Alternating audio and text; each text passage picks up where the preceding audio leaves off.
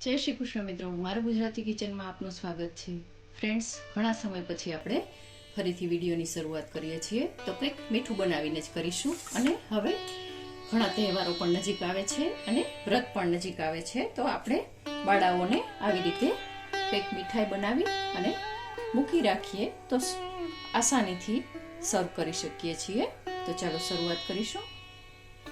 તો ફ્રેન્ડ્સ, અહીંયા મેં અત્યારે ખારેકની સરસ એવી સીઝન છે તો મિક્સ મેં ખારેક લીધેલી છે. તમે બેમાંથી કોઈ પણ લઈ શકો છો. મારી પાસે બંને હતી એટલા માટે જ મેં લીધી છે. સ્વાદ એક જ આવશે એટલે ટેસ્ટમાં કોઈ કોમ્પ્રોમાઇઝ કરવાની નથી. તમારી પાસે લાલ હોય અથવા તો પીળી હોય, ખાસ ધ્યાન રાખવાનું છે કે દરવાળી હોય એ જ લેવાની છે.